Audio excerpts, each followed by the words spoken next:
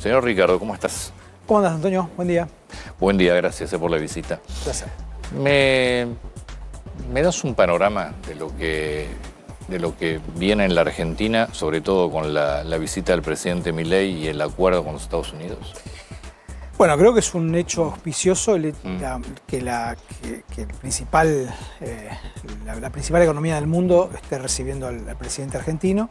Muestra una vocación de acercamiento de Estados Unidos a la región, digamos, vinculado con la geopolítica. Pero no tenemos que olvidarnos que llega en un momento en donde la Argentina tiene dificultades financieras serias, ¿no? Y eso me parece que no tenemos que dejarlo a un lado. Digo, pensar solamente que esto es un acercamiento porque estamos haciendo las cosas bien sería un error. Claramente la Argentina se ha quedado sin dólares, que es un insumo clave para el funcionamiento de la organización económica. Y bueno, y esto obviamente asiste, estas últimas 10 ruedas que quedan para el 26 de octubre seguramente serán más tranquilas de las que uno hubiese imaginado, justamente por la presencia del Tesoro americano en el mercado.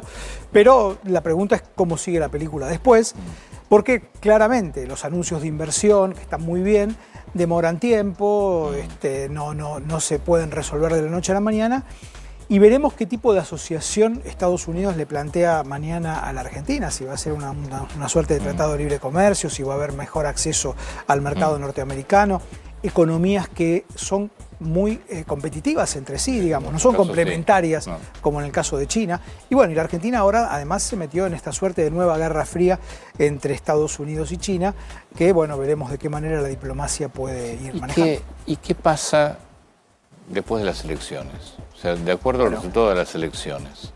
Naturalmente, Antonio, el ministro de Economía ayer dio la señal de que no va a haber ningún cambio, de que las bandas van a continuar. Eso es natural. Obviamente un ministro de Economía no va a anticipar un cambio. Claro. Ahora, me parece que está claro que el precio de equilibrio del dólar en el mercado es otro ya, que las bandas han quedado, las bandas tal como se armaron en el acuerdo con el fondo, quedaron obsoletas, y que va a haber que pensar algún esquema nuevo en materia cambiaria, pero no es solamente un problema de política cambiaria. Yo creo que hay que resetear toda la política económica, porque me da la impresión que el delivery que le está dando a la sociedad hoy esta política económica es insuficiente.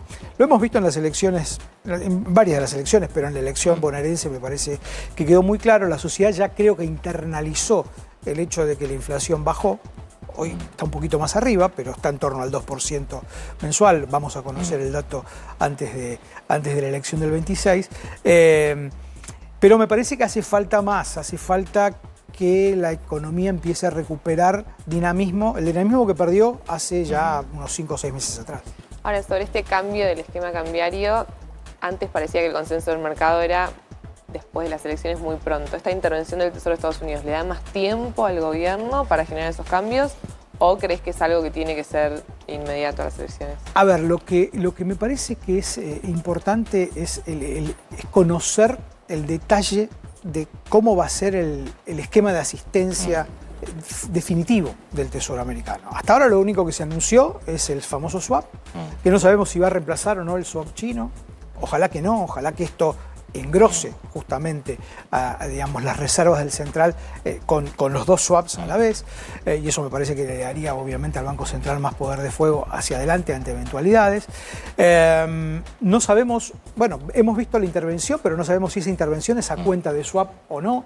No sabemos si va a haber recompra de bonos de deuda, que es absolutamente central, sobre todo para la perspectiva de acá a fin de año, teniendo en cuenta el pago de los bonistas en enero, de los 4.300 millones de dólares. En fin, yo creo que digamos, el gobierno, insisto, creo que tiene que cambiar la política económica en el sentido de generar un delivery más vinculado a los ingresos, a la capacidad de consumo, a la actividad económica. ¿Qué harías, por ejemplo? Bueno, yo creo que con un tipo de cambio nuevo, actividades que hoy están, digamos, muy deprimidas, la industria, por ejemplo, la construcción también, podrían empezar a dinamizarse. Un tipo de cambio nuevo no quiere decir una devaluación. La construcción está deprimida porque es carísima. históricamente es cara. Voy a hablar de un metro cuadrado de $1.300, $1.400. Bueno, pero con un tipo de cambio alto. Claro, pero con un tipo de cambio más alto, el dólar va a ser más bajo. Sí, ¿no? no en dólares, pero vos cobras en pesos, te hace inalcanzable acá. Por supuesto. Digo, a ver, yo creo que es parte de... Por eso digo, cambiar el régimen cambiario es una parte del proceso de transformación que hay que hacer. Después hay que avanzar muy fuertemente, creo yo, en todo lo que tiene que ver con los costos laborales y con los costos tributarios, impositivos. Seguro. Eso me parece que es parte, y ahí sí se necesita un acuerdo, un consenso político, que el gobierno tiene que dar más señales, y eso implica también empezar a ceder, porque cuando uno mira incluso los gobernadores más cercanos, off the record todos te dicen, pero no cumplen. Entonces... No, lo dicen abiertamente, no off the record, directamente. Algunos sí, y otros no tanto, pero termina... Es cierto. Que es así, definitivamente es así. Entonces, me parece que hace falta sentarse en una mesa, establecer acuerdos más... Está bien, eso es parte de lo que le pide Estados Unidos también, Y Estados Unidos, obviamente, va a querer proteger los dólares que ponga la Argentina. Claro, es natural. Cosa que no hizo el fondo. Estados Unidos vino a rescatar a la Argentina, pero también viene a rescatar al fondo. Porque el fondo no logra con la Argentina, más allá de, digamos, en su larga historia con la Argentina, no logra que se cumplan los acuerdos. Y Argentina, de vuelta, por lo menos en materia de acumulación de reservas, de divisas en el central, no ha cumplido el acuerdo con el fondo. ¿Se sabe qué hace Estados Unidos con los pesos? ¿Compra bonos, Es una buena pregunta. Es una buena pregunta. No, todavía no. Por eso, hacen falta precisiones, hacen falta detalles. Es importante eso. Es importante saber con cuánto intervino hasta ahora. No se sabe tampoco. O sea, a ver, cuando en la política económica vos no sabés si hay incertidumbre, todo el mundo trata de tomar posiciones mucho más defensivas y en consecuencia la información, abrir el juego, es mucho más sano y hace que los procesos de cambio sean mucho más fluidos, si se quiere. Yo vuelvo a qué es lo que habría que hacer. Me queda claro que tiene que hacer reforma tributaria, reforma laboral, necesita sí o sí consenso porque tiene que pasar por el Congreso. Sí. No es una economía extremadamente cara la Argentina, más allá del costo impositivo, del costo laboral, que por supuesto están. No tenemos un sector privado que está acostumbrado a ganar mucho, un porcentaje muy alto y va a tener que bajar. Sí, yo creo que sí. Hay algunas pequeñas señales interesantes. Estos traslados, a los precios de las devaluaciones o de los cambios del dólar en los últimos tiempos han sido bastante moderados. Lo siguen siendo. Porque no se vende. Mi pregunta es, si vos reactivás un poco el mercado, ¿qué va a pasar? Bueno, es parte y parte. Yo creo que, de vuelta, una economía más abierta, una economía más con mayor competencia. Hoy es mucho más accesible, digamos, acceder al mundo en plataformas y demás, hace que haya una mayor búsqueda de eficiencias internas de las que teníamos hace 2 o 3 años atrás. Claramente esta es una economía que tiene una productividad obviamente más baja que la del resto del mundo, sobre todo en sectores con los que compite, y eso obviamente encarece y hace que haya más demanda por protección. Yo creo que si el gobierno insiste, le da una hoja de ruta, porque digamos, desproteger por desproteger tampoco tiene sentido. Yo creo que es importante fijar reglas de juego y fijar sobre todo qué va a hacer el Estado para que los sectores empiecen de alguna manera a volverse más competitivos, insisto, y productivos, por supuesto. Insisto, yo creo que bajando costos, bajando impuestos, bajando regulaciones laborales, modificándolas, ¿no? Tampoco hay que desproteger.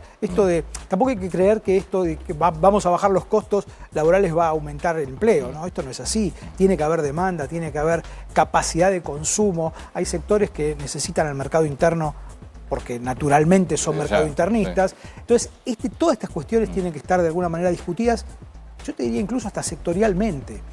No, me parece, Antonio, que hay que pensar y hay que salir de esta lógica de que la macro resuelve todo. La macro no resuelve todo. Hay realidades muy distintas en diferentes actividades y sectores, y me parece que una mirada mucho más micro hacia adelante va a ser muy necesaria. No solamente esto es equilibrio fiscal, secar en la plaza, tener un tipo de cambio estable, eso es absolutamente necesario, imprescindible, pero para lo demás hace falta mucho más. La política económica es bastante más compleja de lo que a veces algunos economistas nos hacen pensar. Claro, un plan productivo.